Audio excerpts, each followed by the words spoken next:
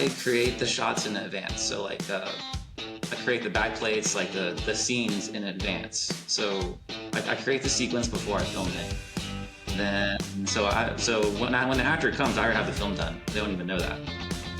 What's going on, everybody? Rob Maber here, writer, director, and producer of The Legend of El Chupacabra. You can check that out on Amazon, Tubi, and Apple TV. Today, I have with me Zach Cardenas. Zach is a filmmaker from San Antonio, Texas.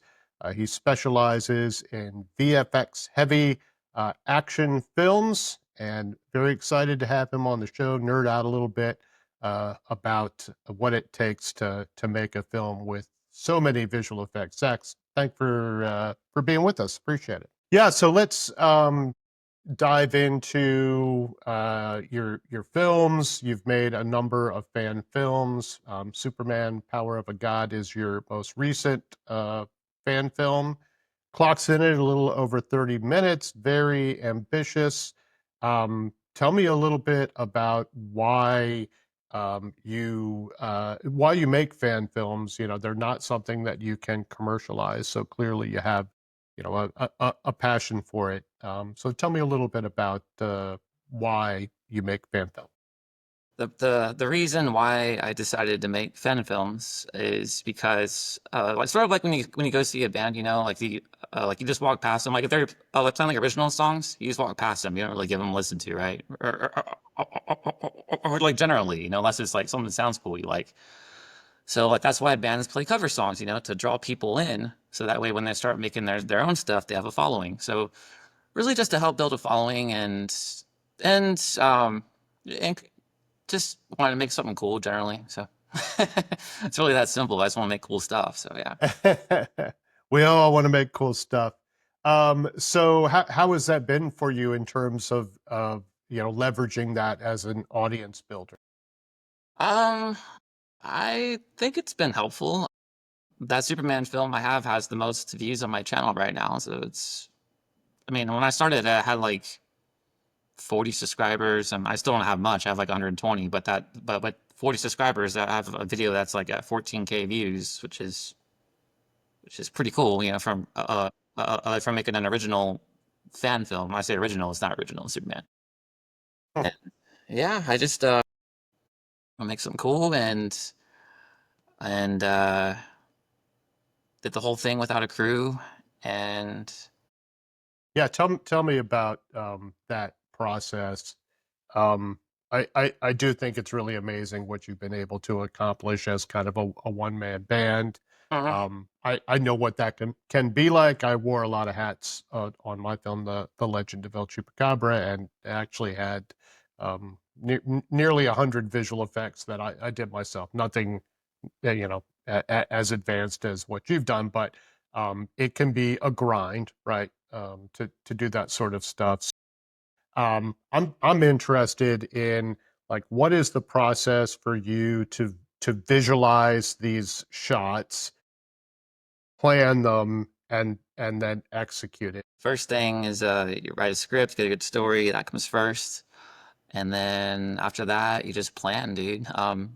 Like for scenes that are fully 3D, like not real, you create the environment first that the characters are going to be in, and then create the shots first. Like shots, it sounds kind of counterintuitive making the shots before you film, but yeah, make the shots, you plan it, and then you film the actors, film them one at a time, and then put them wherever you want. Choose whichever take you want, put that in there. Got to key it out, comp it in, make it look cool with the lighting, and then you have to make the lighting match. And yeah, Yeah, so you make it sound very simple. I mean, it is Obviously, maybe it is for you, but I think for a lot of people, you know, their heads would explode. You know, when you say you plan for it, like, what is that planning? Are you doing storyboards? Are you, you know, using Unreal to previs? Like, what is that planning? I create the shots in advance. So like I create the backplates, like the scenes in advance. So I create the sequence before I film it. Okay. So when the actor comes, I already have the film done. They don't even know that. I'm film's already done. Like I just need to Yeah, put them in there and then shoot them, green screen them out, put them in, and it's really that simple. yeah. Like no, there's not really any like there's no magic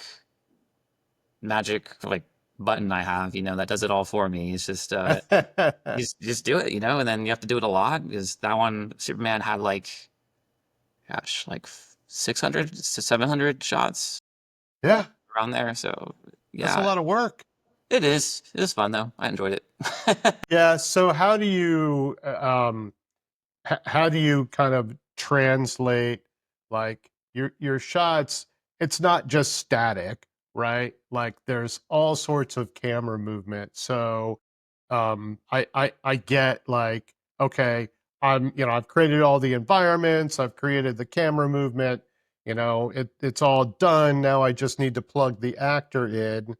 But how do you get the performance to match what you need in the shot? I mean, it, it it's basically the same as filming on a location. Like um, it's really just like matching the environment to the character, or matching the. I mean, and then what you film sometimes is different. Then I have to readjust the camera angle and then Unreal Engine, but it's basically it. It's very simple. It is. It really You're, is. Like uh, it's simple for you. I think, like I've done visual effects, motion tracking is extremely complicated. yeah, Um, for that you one, I didn't know, do any motion tracking. Oh, interesting. Okay. So how do you create the illusion of of motion? Like your shots are very kinetic. There's action and camera movement, an awful lot going on. So what is the method to make it feel so energetic? When that's not necessarily what you have or what you're working. I do the camera movement because in 3D world, like there's cameras you can move around. So it's not a real camera. So when I shoot it on a tripod on the green screen. Then I put it like an object down that has what I filmed on it, and then I can move the camera wherever I want in post. That's how I do it. Gotcha.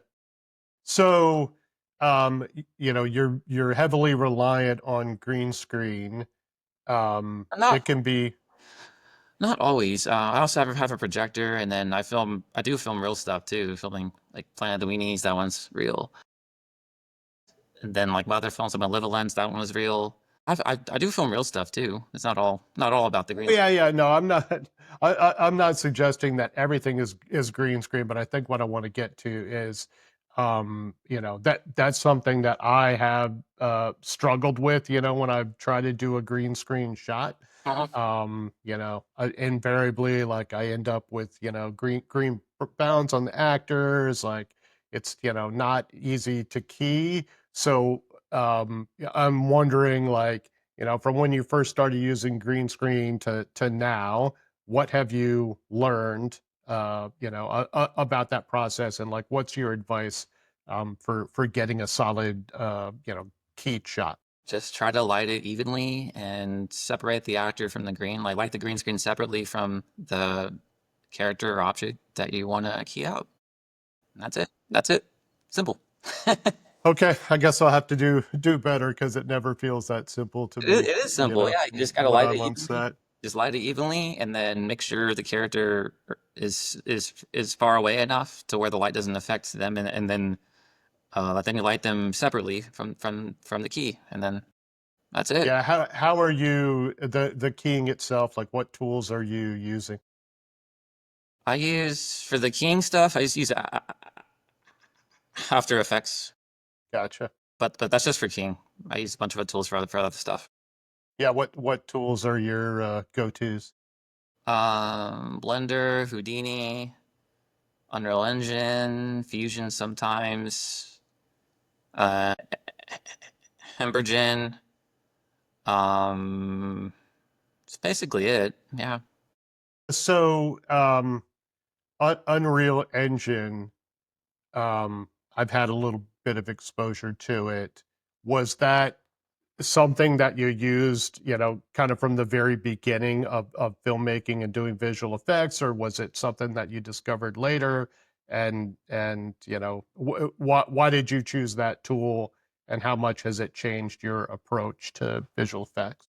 I went to that for like really the real time rendering aspect of it because I still have a beefy computer, beefy workstation, but like it's it renders in real time, so like you don't have. I mean, most of the films or almost every film you see, they don't use Unreal Engine. Besides like Mandalorian, they use it for like virtual production stuff. It's starting to be used more now because it's getting better in recent years. But before that, it was all offline renders, and people would um, basically what I can do now wouldn't be possible 10 years ago if it wasn't for Unreal Engine. I mean, because now with the strong enough workstation, you can render out film in seconds compared to hours or days or weeks it would take years ago, you know? So really just for the speed, that's why I chose Unreal. Gotcha. Um, So, talk to me a bit about your approach to storytelling, and specifically, when you're working with an established IP like Superman. Like, how do you develop a story that you feel is going to, satisfy your creative needs, and then also service the fans and make something that they want to see? Let's start with story structure, just fundamental story structure. Just create. Like, are you familiar with the story circle from Dan Harmon? Sure. Yeah, Yep. that's the main tool I use. Character in zone of comfort. They want something, but then there's a problem that gets in their way. Then they take an action to it. Then they get what they want. Then there's a problem that arises when they get what they want. Then they make a choice. Then they make a pivotal choice, and then the character goes through a change. That's the main structure I really use is Dan Harmon's story circle. But also, I just use the three act story structure. Within inciting incident, midpoint, climax, and then just blast through a draft, and then and just try to make sure the story is clear. It has to make sense. If a story is confusing, people aren't gonna follow it. People that's what turns people off. Most people don't like confusing stories. They want ones they can understand. So I try to keep it simple. Have a protagonist, have an antagonist, and and then make their wants clear. Yeah, that's basically it. So, as you're going into a film, and the writing process, do you think do you lean more towards kind of, I have these action set pieces, that I want to do, or is it more, focused on the character arc and the plot? The character arc and the plot come first, before anything, before cinematography, before editing, before VFX, before any of the cool stuff. If the story has to be solid. That's one of the reasons why my feature film is still in the works. But I mean, another reason is because I can't find actors. That's another topic. But yeah, so story absolutely comes first before anything. If the story's not good, the film's not going to be good. It doesn't. I mean, the other stuff is nice, but like, if your story's not there, like like no money in the world is going to save you. Like I mean, look at Disney. Like they're making all these movies that are kind of flopping like recently, Yeah, and then I mean the quality's good, the cinematography's good, the acting mostly good, and then everything like the quality is amazing, but the story is lacking. hmm, And the story is free; it doesn't cost anything. So like like no big budget is going to save you if you have a bad story. yeah, agreed. Um, so you've made a couple of fan films. Why don't we talk a little bit about Superman: Power of a God? What inspired it? Fill us in on kind of what the story is about, and what the experience of filming it was like. For sure. The story centers around it's a clone created by Lex to try to kill Superman. So, but the clone is questioning his identity. Is he doesn't know what he is because like he has memories from both Superman and Lex in his mind. He's struggling in identity to understand who he is. Is he Lex? Is he Superman? He doesn't know. Then he meets both characters, and then after having a conversation with Lex, he's smart like Lex, so he sees that he's being deceitful, and then he doesn't side with Lex because he sees he's lying to him. Big fight happens. Then Superman comes up. Superman Lex get in a little fight. Bombs go off, and then basically Lex Luthor is trying to prove that Superman is not a god, basically like a god among men, because he has all these powers, and he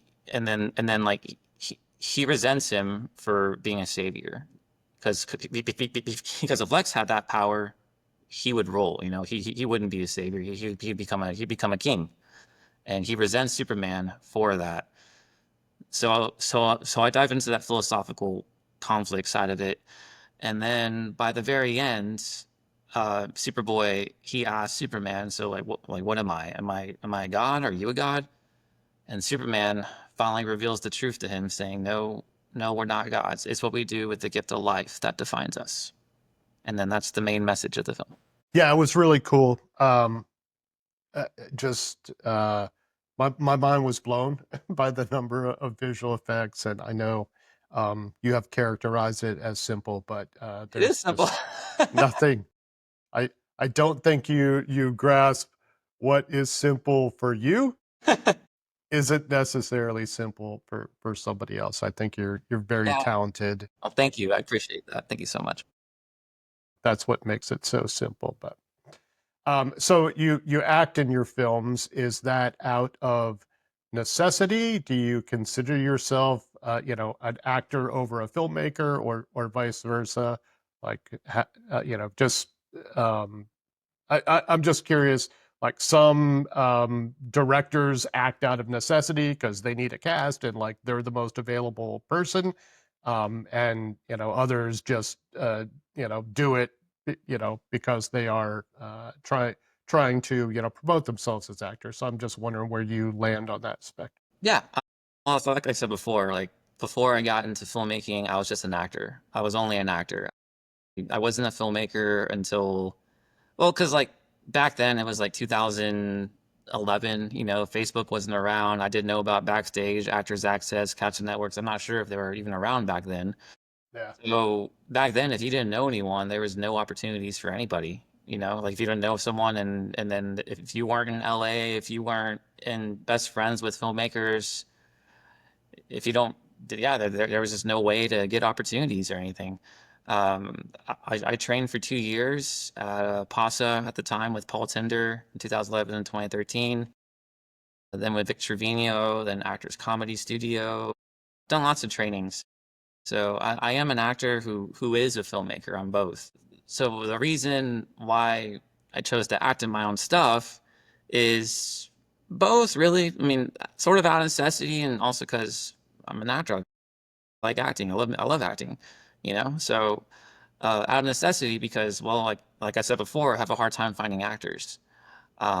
People, I don't understand. Like the film I'm making now, I've been casting for a year. I mean, I have a full cast now, but it took a year to fill that cast.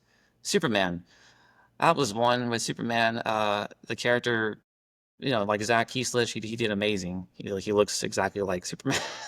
I Yeah, saw him, yeah, I was it's like, good. yeah, he's jacked, didn't need a muscle suit or anything.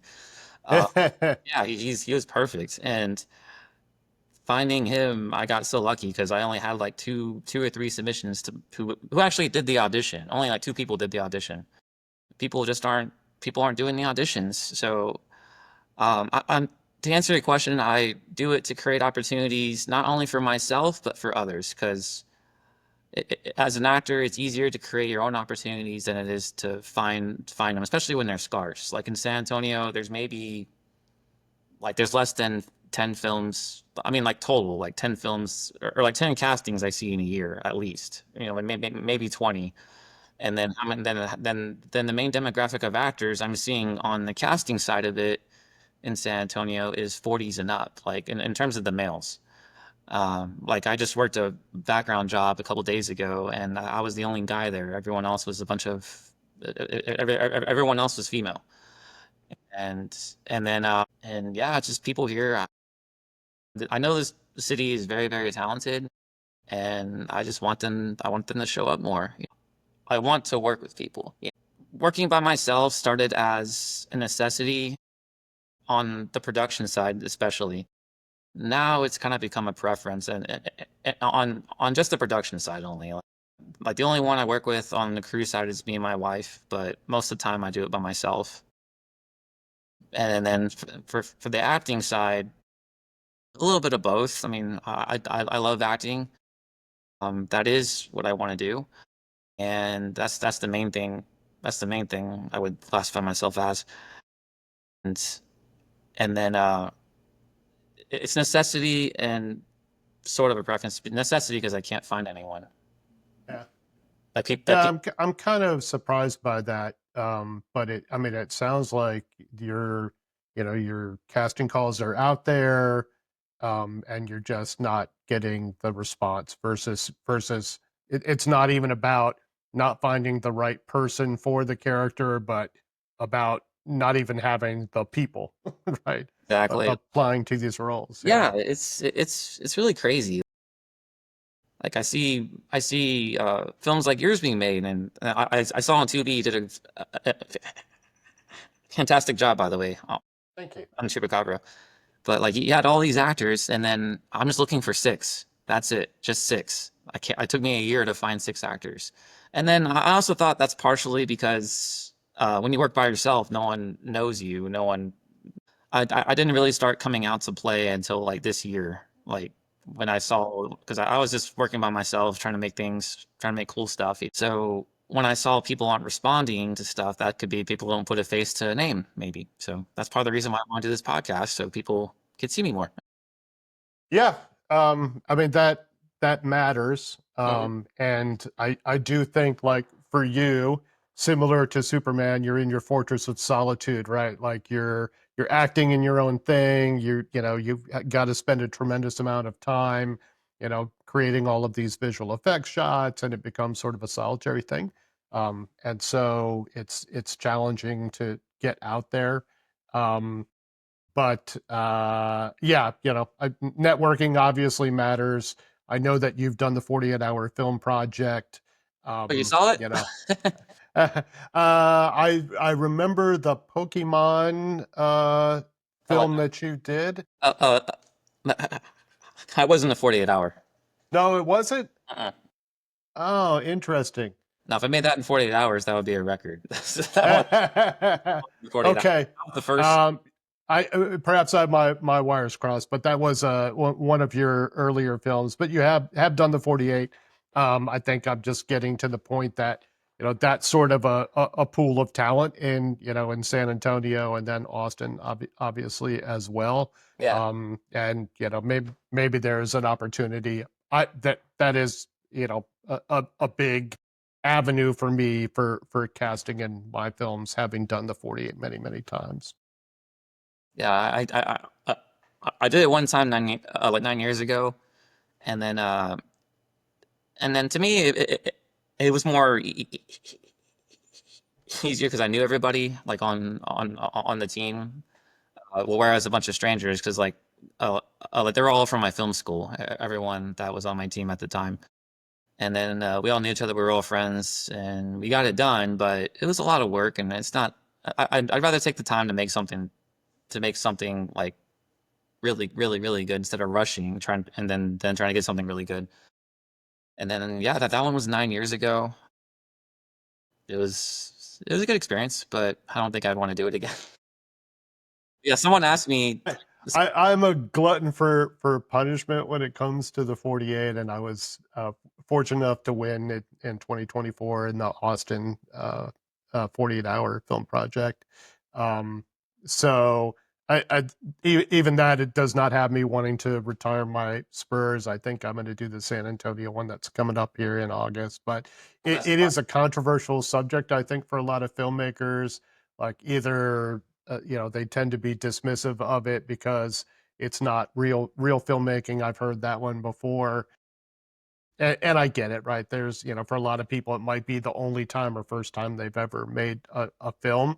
But there's also just, some amazing quality films that I don't even understand how people manage to do it in 48 hours. For me, sort of being under the gun, being under pressure, like I thrive in that environment. And so I enjoy, just the challenge of it. And no, not that I, am proud of every 48-hour film project I've made, but I do certainly enjoy the process every time. So I So think. tell me, Oh, sorry, go ahead. yeah, tell me, about choosing Superman, for the fan film, and was a significant commitment of your time. Is that your favorite superhero, or did you just feel like you had a story to tell in that world? Really, he is one of my favorites. And and then also when I went on YouTube, I kind of searched other fan films to see the ones that have been made.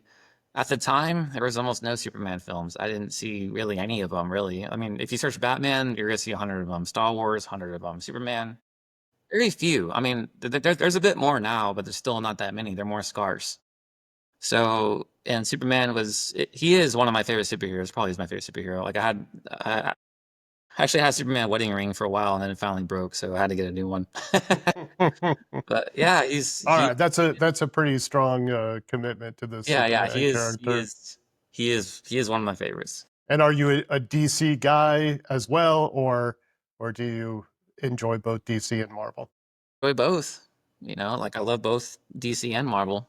I love Iron Man, I love Captain America, I love the whole, yeah, I love everybody. So Yeah, how are you feeling about DC's future with James Gunn, moving over to the DC universe? Are you optimistic about it? yes, I am. He's made great films. With Marvel.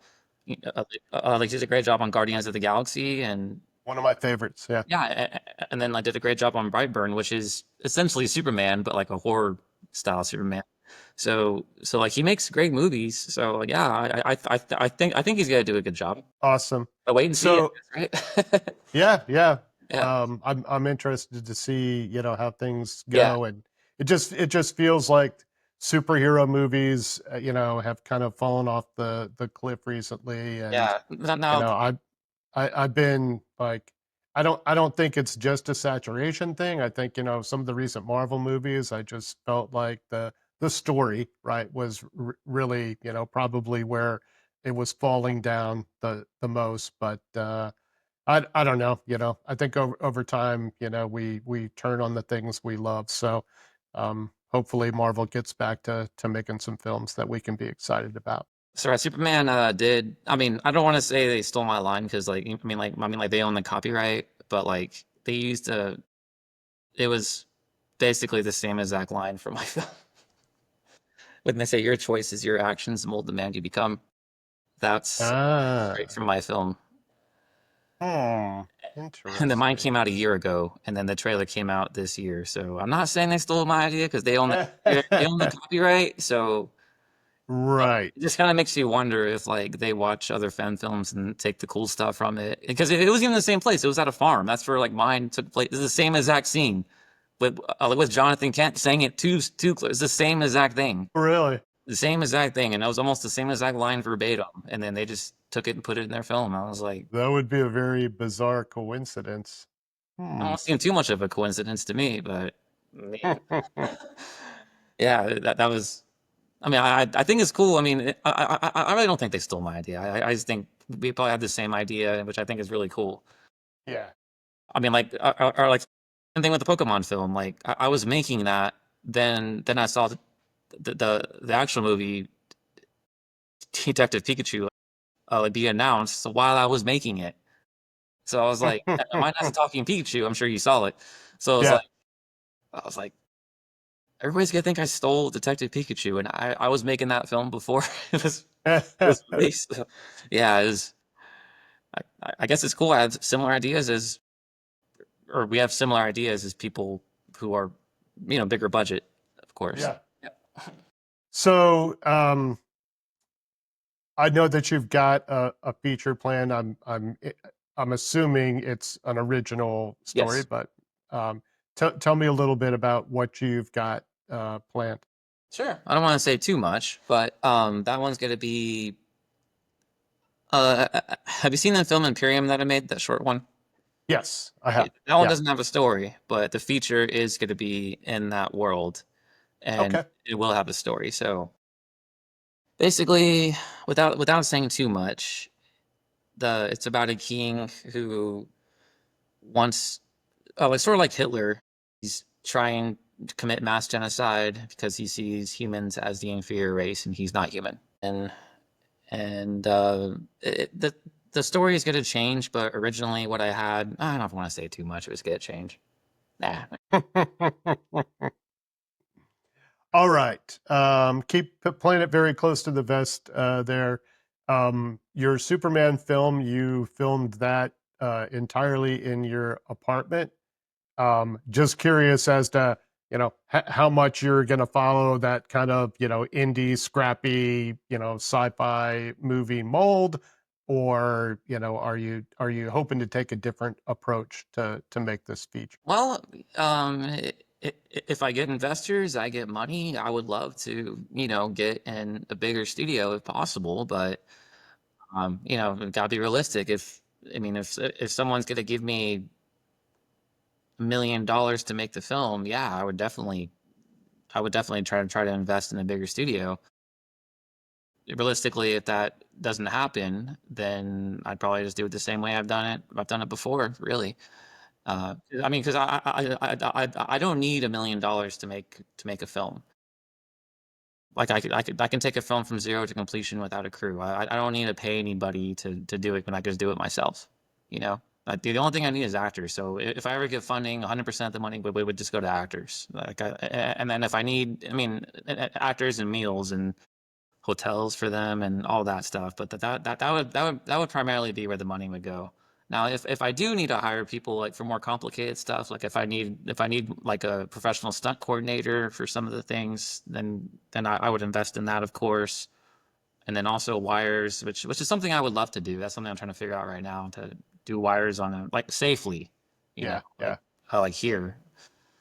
And Yeah, there was a lot of flying in Superman where you balanced on an apple box. Like, how did you do those shots? I just stood on the green screen, stood on my toes, and made myself float in post. That's simple, yeah. That's all I did. Very nice. Well, this is the green screen guy. I'm filming today with the guy at 2 p.m. So this is, Ah, I have it set up with him. there it is. Yep. Getting a lot of that work done. So, I'm curious about your perspective on AI and kind of where you see that fitting in, with visual effects. And is it something that you feel like you need to get ahead of the curve on, or do you think that you'll kind of continue in your current approach to VFX? Well, you always have to adapt to the tools that are given to you, but as of now, it's zero threat right now. Because the reason that is because, uh, for example, Midjourney. Are you familiar with Midjourney? Yeah, like someone can generate places and generate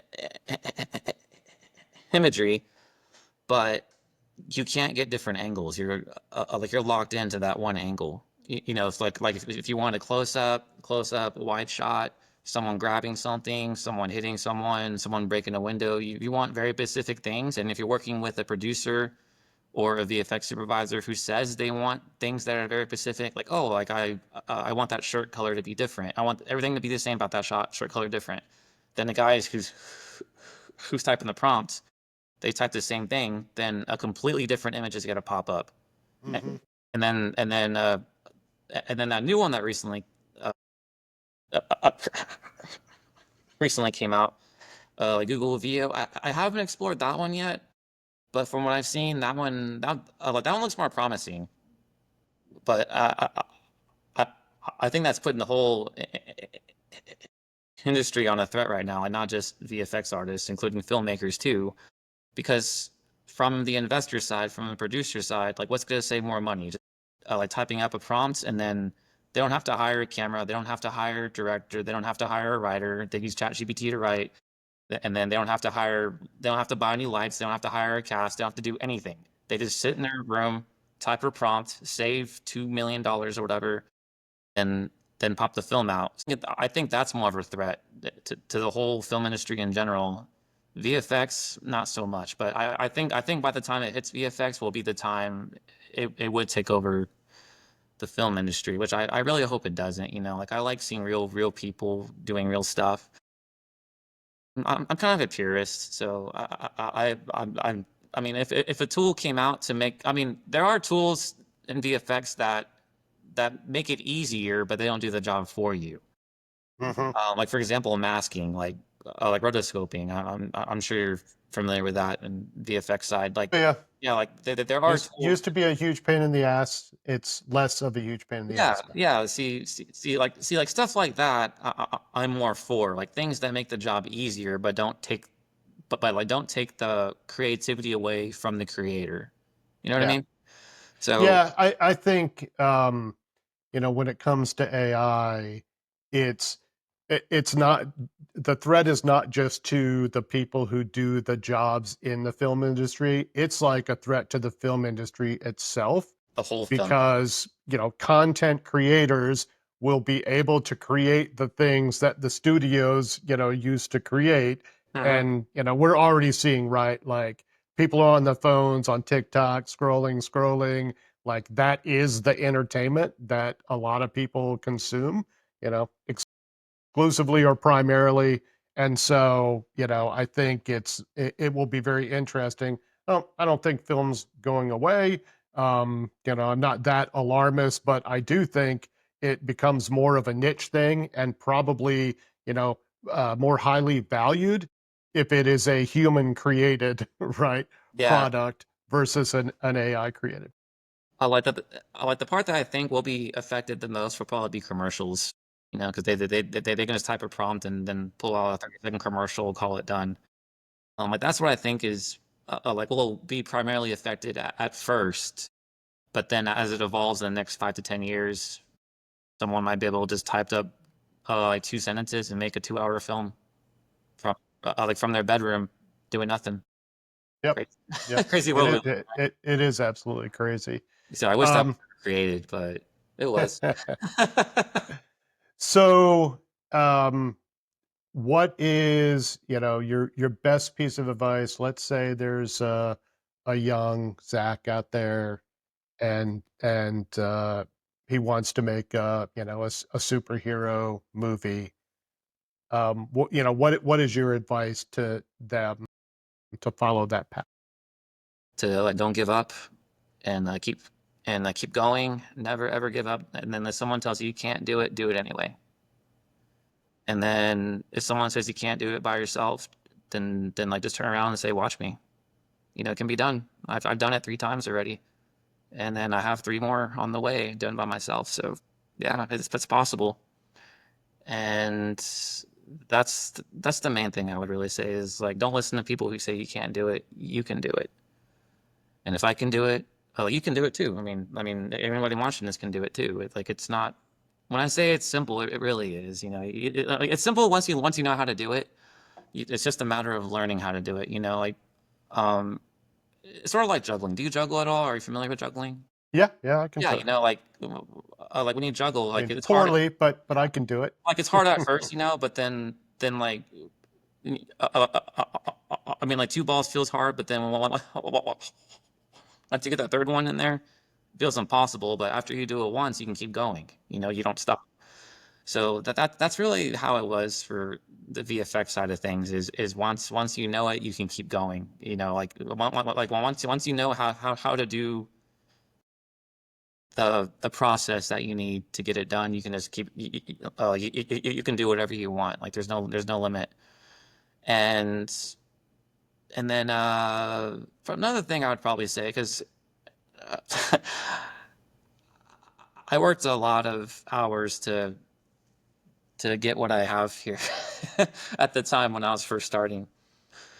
I used to work at HEB, and I was also a video editor for full time for 9 years. But while I was a video editor, I needed more money to be able to buy the things I needed to buy, and in addition to pay my bills. At the time, I didn't have much gear. I didn't have much. Definitely didn't have this what I have here. So I put in 40 hours a week in addition to my full time job for over a year, maybe even longer, just to try to pay for things. And then also, I'm a bowler. I was winning bowling tournaments. I was winning a lot at the time. Bully average like 210 right now. That's not too shabby. It's not too bad, yeah. But at the time, I mean, for like basically 1 year straight, I was winning tournament after tournament, and then I use all that money to invest in gear and pay the bills, so I don't have to work so hard too. So yeah, bowling paid for a lot of what I have. Yeah, well, I'm glad you shared that. It is like it takes an awful lot of dedication, to make even a short film, and like for what you're doing with all of the visual effects. That takes just a tremendous amount of commitment and, to the craft and to learning, how to do those things, so that you get to a point where it seems simple. But, I think that's where a lot of people fail. They have the vision, right, and they're thinking about fame, or the outcome, right, is what they want, but it's really the process and the journey, that matter. And to be successful, I think you've got to care about that a lot more, than the dreams you have of having a movie premiere or whatever, which is fantastic, right? But if that's why you're doing it, just stop because you're probably not going to be successful. So yeah, appreciate you sharing that, Zach. um, how can we, follow you on your journey and support what you're doing? And you can follow me on Facebook, or you can add me as a friend on Facebook, follow me on Instagram, subscribe on YouTube. And And just your name, or is yeah, you there a just production company we should be following? my name as of now. You can Google me, and I should be the first one to pop up. And then Awesome. in the Facebook search, Zach Cardenas, I should. I mean, there's a few other people that are like me, like Kylo Ren, Adam Driver, but I don't talk about it. I get that Yeah, that's I get that every I, 5 minutes. I was wondering, how often do people tell you you look like Adam Driver? All the time. Yeah, like I was filming a wedding like a couple weeks ago or last week. Yeah, last week. And then the funniest, it was people say it all the time, but like no one's ever done this before, right? So like we were about to do the send off. That then like, I see this guy at the corner of my eye, and he's talking he's talking to his friends like, hey, he looks like Adam Driver, right? And then I just turned over to him like that to his friend he was talking, and I was like, yeah, I do. I just nodded. I mean, I was like, yeah. did did you realize that before anybody told you, No, or no, no? I didn't even know who he was. And then actually in college, like I actually pranked this girl and thinking I had a twin. And then the crazy part is we actually never told her I don't have a twin, so she probably still thinks I have a twin to this day. If you're watching this, I don't have a twin. Have you ever considered doing a Kylo Ren fan film? I actually have one planned. I have a script written already, so that one's in the works. So what I'm planning right now, I'm planning to get these three shorts done. And the only reason it's three is because like I start one, takes forever to cast. Okay, I'll table it, start another one, and then I'll keep casting for that one. Start another one, hard time casting. Well, dang, I got two going. Okay, well, let's make a third one by myself without a crew again. And that's where I'm at right now. So All right. Hey, if there are any actors in the San Antonio area listening, like, get a hold of Zach. Sounds like he's got some roles that he's trying to. So I do. And then for my feature film, I'm gonna need a lot more roles. So that's the main reason why I was gonna start it sooner. Like I was gonna finish up the script and start production on it sooner. But with the lack of interest for actors for my other films, that kind of tells me I probably should hold up until I meet more actors who will show up and do the work, who want to act and things, Yeah. Yeah. So, just kind of a final question here. When you're a director, you're an actor, right? You are trying to get a performance from an actor, who's performing against green screen. Like, how do you help them to deliver that, performance that you're looking for? Sure. I explained to them the story.